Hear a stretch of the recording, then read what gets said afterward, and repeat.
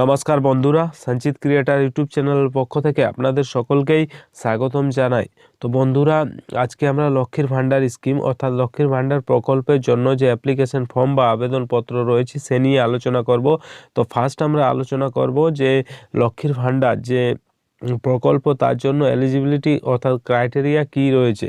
তো ফার্স্ট রয়েছে 1/1/2025 অর্থাৎ 1/1/2025 হিসাবে যে প্রার্থী যিনি আবেদনকারী তার বয়স হতে হবে 25 বছরের মধ্যে এবং এর জন্য লাগবে একটা রঙিন কালার পাসপোর্ট সাইজের ফটো, আধার কার্ডের জেরক্স এবং ভোটার কার্ডের জেরক্স হলেও চলবে, কিংবা আপনাদের যদি শুধু আধার কার্ড থাকে তাহলেও হবে। যে কপি অফ আধার কার্ড এখানে বলা রয়েছে, আধার কার্ডের জেরক্স আপনাদের দিতে হবে। যদি আপনি এসসি বা এসটির মধ্যে পড়েন তাহলে অবশ্যই আপনাকে সেই সার্টিফিকেটটা দিতে হবে এবং লাগবে ব্যাংকের জেরক্স অর্থাৎ ব্যাংকের যে পাসবুক রয়েছে সেটা জেরক্স দিতে হবে, আর কিছু প্রয়োজন নেই। তো আজকে আমরা সেই লক্ষ্মীর ভাণ্ডার প্রকল্পের যে অ্যাপ্লিকেশন ফর্ম সেটা কীরকমভাবে ফিল করতে হয় সেটা দেখে নেব। তো ভিডিও স্কিপ না করে সম্পূর্ণ দেখবেন এবং চ্যানেলে ফার্স্ট টাইম ভিজিট করলে নিত্য নতুন এরকম আপডেট পাওয়ার জন্য আমাদের চ্যানেলটি সাবস্ক্রাইব করবেন। তো দেখো, উপরে লেখাই রয়েছে গভর্নমেন্ট অফ ওয়েস্ট বেঙ্গল লক্ষ্মীর ভাণ্ডার স্কিম। নিচে চলে আসবেন, স্টার মার্ক ফিল্ড আর ম্যান্ডেটরি অর্থাৎ স্টার চিহ্নিত জায়গাগুলি অবশ্যই পূরণ করতে হবে যেখানে প্রযোজ্য, সেই যথাযথ বক্সে আপনাদের কি করতে হবে, টিক চিহ্ন দিতে হবে। নিচে চলে আসবেন, নিচে বলছে যে application ID for official only, অর্থাৎ এখান যে অ্যাপ্লিকেশন আইডিটা রয়েছে সেটা কি রয়েছে, শুধুমাত্র যিনি আধিকারিক রয়েছেন অর্থাৎ আধিকারিকের জন্য রয়েছে। চলে আসবেন নিচে, নিচে বলছে যে অ্যাপ্লিকেশন ফর্ম ফর লক্ষ্মীর ভাণ্ডার স্কিম অর্থাৎ লক্ষ্মীর ভাণ্ডার প্রকল্পের জন্য এই ফর্মটা অর্থাৎ আবেদনপত্রটা। এরপর নিচে চলে আসবেন, নিচে কি বলছে, নিচে বলছে দুয়ারে সরকার রেজিস্ট্রেশন নাম্বার। ঠিক আছে, এখানে যদি দুয়ারে সরকারে আপনি জমা করেন বা ফর্ম তুলেন সেখানে যে রেজিস্ট্রেশন নাম্বার সেটা এখানে ফিল করতে হবে, যেটা নিচে দেওয়াই রয়েছে। In case the application is submitted at Duare Sarkar camp above number has to be written, অর্থাৎ আপনি যদি আবেদনপত্রটি দুয়ারে সরকারে জমা করেন তাহলে উপরের যে সংখ্যাটি সেটা আপনাকে লিখতে হবে। নিচে চলে আসবেন, এখানে আবেদনকারীর যে আধার নাম্বার সেটা লিখে নেবেন। যেরকমভাবে আমি লিখেছি সেরকমভাবে অবশ্যই লিখে নেবেন। আমি কিছু কিছু গোপনীয় রাখার জন্য স্টার মার্ক দিয়েছি, তো সেরকমভাবে আপনারা ফিল করে নেবেন। আপনাদের সেই স্টার মার্ক দেওয়ার প্রয়োজন নেই। যিনি আবেদনকারী তার যে আধার নাম্বার সেটা সঠিকভাবে এরকমভাবে লিখবেন। ফার্স্ট আপনারা 4 ডিজিট লিখে নেবেন, তারপরে একটা ঘর ফাঁকা রেখে তারপরে যে 4 ডিজিট সেটা লিখবেন, তারপরে আবার ফাঁকা রেখে যে পরবর্তী 4 ডিজিট সেটা লিখে নেবেন। এরপর নিচে চলে আসবেন, নিচে বলছে অ্যাপ্লিকেন্ট নেম। ঠিক আছে, এখানে আবেদনকারীর যে ফার্স্ট নেম সেটা ক্যাপিটাল লেটারে অবশ্যই লিখবেন। মিডিল নাম থাকলে মিডিল নামটা লিখে দেবেন, তা না হলে ডাইরেক্ট যে পদবি বা লাস্ট নেম রয়েছে সেটা এখানে লিখবেন। লেখার পর নিচে চলে আসবেন, নিচে বলছে যে আবেদনকারীর যিনি রয়েছেন তার যে মোবাইল নাম্বার সেটা অবশ্যই এখানে ফিল করতে হবে।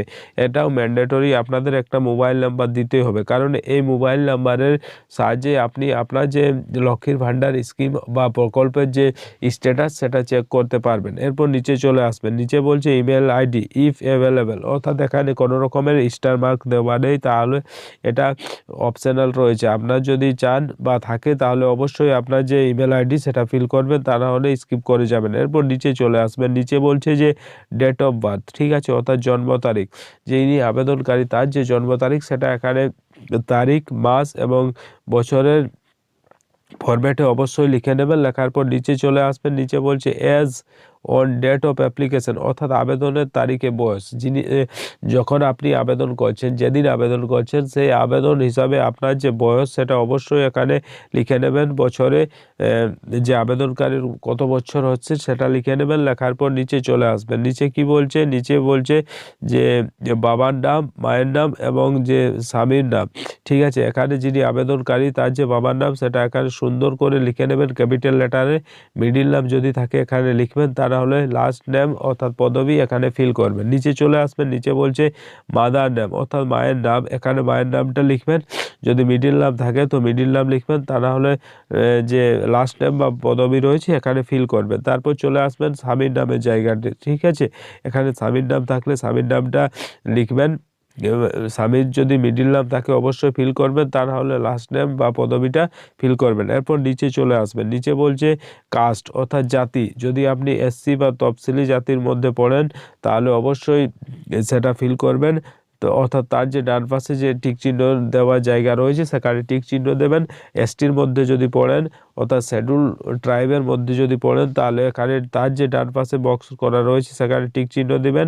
যদি অন্যান্য হয় তাহলে তার ডান পাশে টিক চিহ্ন দেবেন। এরপর নিচে চলে আসবেন, নিচে কি বলছে, যদি আপনি এসসি বা এসটি সার্টিফিকেট উপরে অর্থাৎ এসসি বা এসটির যে ডান পাশে টিক চিহ্ন রয়েছে সেখানে টিক চিহ্ন দেন, তাহলে আপনাকে অবশ্যই এখানে যে এসসি বা এসটির যে কাস্ট সার্টিফিকেট নাম্বার রয়েছে সেটা এখানে ফিল করতে হবে। যদি আপনারা উপরে চুজ না করেন তাহলে আপনাদের ফিল করার প্রয়োজন নেই। নিচে চলে আসবেন, নিচে বলছে কন্ট্যাক্ট ডিটেলস, ঠিক আছে, অর্থাৎ যোগাযোগের যে সব ডিটেলস রয়েছে এখানে ফিল করতে হবে। ফার্স্ট রয়েছে স্টেট, যেটা অটো ফিল রয়েছে ওয়েস্ট বেঙ্গল, সেটা কিছু করার প্রয়োজন নেই।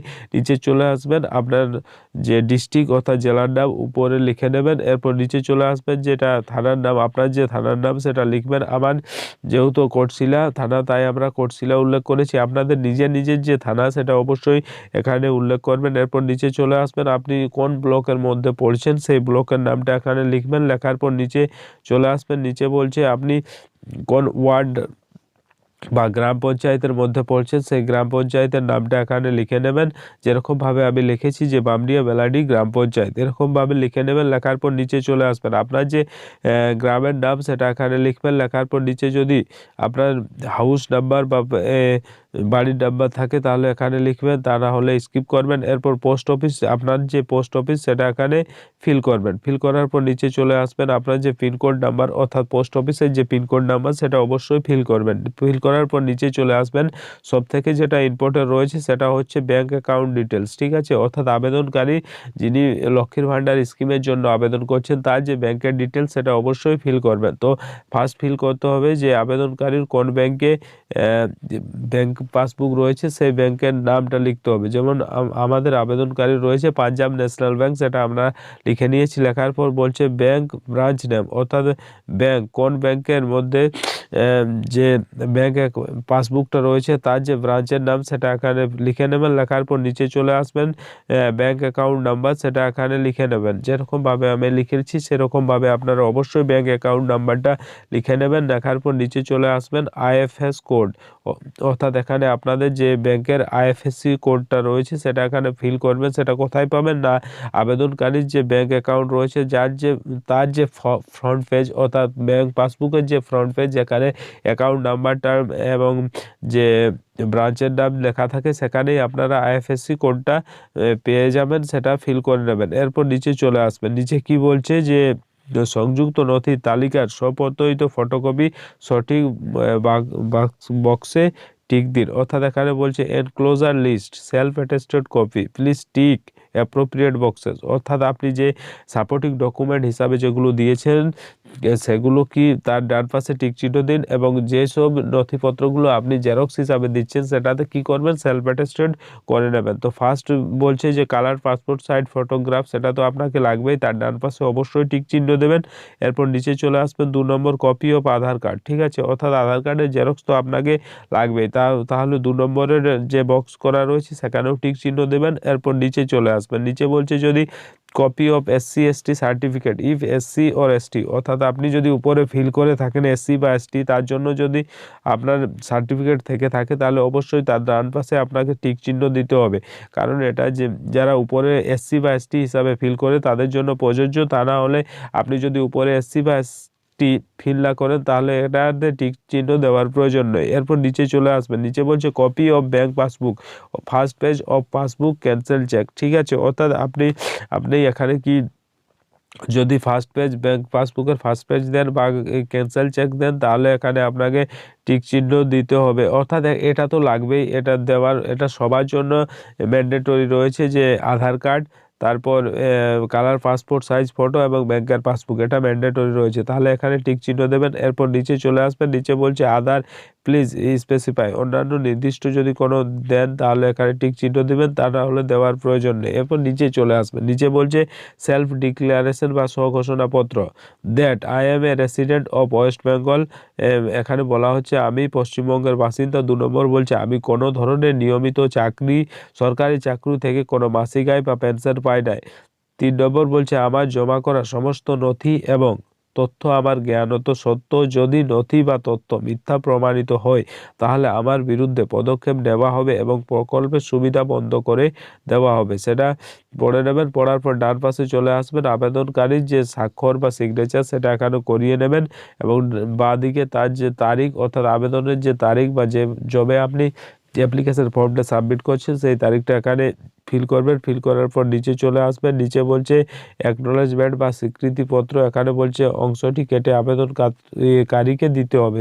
কে দিবেন? যিনি আধিকারিক, অর্থাৎ দুয়ারে সরকারে আপনি যদি জমা করেন তাহলে দুয়ারে সরকারের যিনি আধিকারিক রয়েছেন তিনি আপনাকে এই অংশটা কেটে দিয়ে দেবেন। অথবা আপনি যদি আপনার নিকটবর্তী বিডিও অফিসে জমা করেন তাহলে ওখানে যিনি আধিকারিক থাকবেন আপনাকে এই অংশটা কেটে দিয়ে দেবেন। এরপর নিচে চলে আসবেন, নিচে এইগুলো চাইলে আপনি ফিল করতে পারেন, তা না হলে আপনাদের যিনি আধিকারিক যে এই ফর্মটি জমা নেবেন তিনি এটা ফিল করে নেবেন। তো এখানে কি ফিল করতে হবে? আমি দিয়ে আপনার যে নাম সেটা ফিল করবেন, তারপর আপনার যে বাবার নাম সেটা ফিল করবেন, কত তারিখে জমা করছেন সেটা, এবং মোবাইল নাম্বারটা এবং আধার নাম্বারটা এখানে ফিল করে নেবেন। আর কিছু করার প্রয়োজন নেই। চলে আসবেন নিচে, নিচে বলছে আধার প্রমাণীকরণের জন্য সম্মতিপত্র। ঠিক আছে, এখানে শুধুমাত্র আপনি যদি ইংরেজিতে ফিল করতে চান তাহলে উপরের যে পোর্শনটা রয়েছে সেটা ফিল করে নেবেন, তা না হলে নিচে যেটা রয়েছে সেটা ফিল করবেন। তো আমরা দুটোই ফিল করেছি দেখানোর জন্য, যেহেতু এটা স্যাম্পল হিসাবে করানো রয়েছে তাই উপরেরটা আমরা ফিল করেছি। উপরে রয়েছে I the holder of Aadhaar number, এখানে আপনার যে আধার নাম্বার অর্থাৎ আবেদনকারীর যে আধার নাম্বার সেটা ফিল করবেন। ফিল করার পর কিছু করার প্রয়োজন নেই, নিচে চলে আসবেন, নিচে যে সিগনেচার অফ আধার হোল্ডার অর্থাৎ আধার যিনি আবেদনকারী তার যে সিগনেচার সেটা করিয়ে নেবেন। করার পর নিচে নেম অফ দ্য অ্যাপ্লিকেন্ট, এখানে ক্যাপিটাল লেটারে যে আবেদনকারীর নাম সেটা এখানে লিখে নেবেন, যে সেটাই বাংলাতে করা রয়েছে যে আধার প্রমাণীকরণের জন্য সম্মতিপত্র, আমি আধার নাম্বার, আবেদনকারীর আধার নাম্বার এখানে ফিল করবেন। ফিল করার পর লেখা রয়েছে, বলছে এর ধারক নারী ও শিশু বিকাশ এবং সমাজ কল্যাণ বিভাগ, পশ্চিমবঙ্গ সরকারকে UIDAI এর সাথে প্রমাণীকরণের জন্য আমার নাম, আধার নাম্বার, নাম, আঙুলের ছাপ, ফিঙ্গারপ্রিন্ট, আইরিস ব্যবহার করার সম্মতি দিচ্ছি। নারী ও শিশু বিকাশ এবং সমাজ কল্যাণ বিভাগ, পশ্চিমবঙ্গ সরকার আমাকে বলেছেন যে শুধুমাত্র লক্ষ্মীর ভাণ্ডার প্রকল্পের ডাটাবেস প্রমাণীকরণের উদ্দেশ্যেই আমার পরিচয় ব্যবহার করা হবে, এবং আরও বলেছেন যে আমার বায়োমেট্রিক সংরক্ষণ করা হবে না, কাউকে দেওয়া হবে না, এবং শুধুমাত্র প্রমাণীকরণের উদ্দেশ্যে CIDR-এ জমা দেওয়া হবে, এটা বলা হয়েছে। এরপর নিচে চলে আসবে, আবেদনকারীর এখানে একটা সিগনেচার করাবেন এবং আবেদনকারীর যে নাম সেটা ক্যাপিটাল লেটারে ফিল করে নেবেন। আর কিছু নেই। তো বন্ধুরা, এই ছিল লক্ষ্মীর ভাণ্ডার প্রকল্প অর্থাৎ স্কিমের যে অ্যাপ্লিকেশন ফর্ম সেটা কীরকমভাবে আপনারা ফিল করবেন, সাথে সাথে আপনারা সেই অ্যাপ্লিকেশন ফর্মটা কোথায় জমা করতে পারেন এবং এর জন্য কি কি প্রয়োজনীয় ডকুমেন্ট প্রয়োজন, না একটা কালার পাসপোর্ট সাইজের ফটো, আধার কার্ডের জেরক্স, যদি আপনি SC বা STর মধ্যে পড়েন তাহলে SC বা ST কাস্ট সার্টিফিকেটের জেরক্স এবং ব্যাংক পাসবুকের জেরক্স। তো এই ছিল বন্ধুরা আজকের আপডেট। আজকে আমরা